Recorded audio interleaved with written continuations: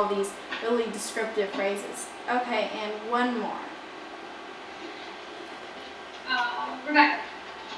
Strawberry ice cream is smooth, yummy, delicious. The chocolate ice cream is creamy, chocolatey, and cool. They're both I just can't decide. I didn't think it would be possible to choose. Then my brother chose strawberry, so I had to choose something. It's so yummy. Okay, wonderful. And you took a very good approach here as well, like with the, and I like this was about your brother then choosing, because that's sort of a surprise, because when we're talking about, oh, well, we're going to choose, and then if someone else chooses it for us, that's a fun way to end it. Or if suddenly your mom just gets so impatient with you that she decides to go, I could see where it might be a funny ending if you're like, oh, I really want chocolate and I really want strawberry.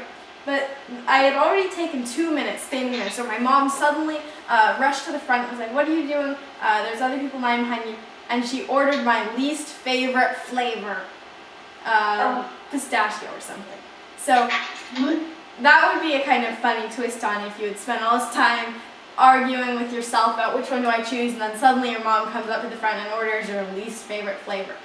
So there's many different ways that you can describe, and they're all, and I saw today with you guys sharing yours that you have a huge imagination and you're really good at describing, using these words and creating your own phrases, as well as using details like what you did, the actions like pressing your face really fast. That also made it much better as well. So I want to thank you all for a wonderful session, and I hope that you have a great day, and maybe you can get to eat some ice cream in the future. If there's any questions, I can take them now, and probably about 3 questions. How did you become such a talented writer? Oh, how did I become such a talented writer? Thanks. A lot of it was practice, I would say, because I've been writing for a long time, since I was 4. And when I was 6, then my mom got me a computer, so I started writing. I started typing up my stories, and a lot of it was that I would write mostly every day. I would write a story or an essay or a blog post or something like that. So I really loved writing, and I would do it very often, and it definitely is where practice makes perfect. Or, I mean, obviously not saying I'm perfect, but it really definitely helps you. It helps you get better.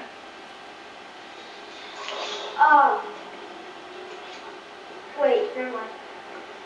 Did anything or anyone inspire you to start writing stories? Many things and many people inspire me. I would say a lot of it started with my love of reading, because I was reading from like 3 and a half, and so I read all these books, and I was like, well, all of these authors have published books, maybe I can as well. And so it was definitely my love of reading that made me want to start writing and start publishing books. So I would say all the authors that I started reading at a young age, and definitely my parents, the fact that they read to my sister and I, and that they got us started with reading and encouraged us to really read a lot from a very early age. That definitely helped me, because I was super inspired. I was like, well, all these books are published, why can't I have a published book? So yeah, all the authors in my family have definitely been big inspirations. And one more question.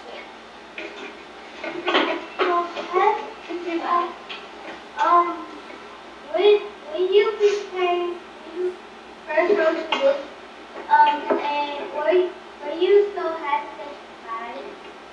I'm sorry?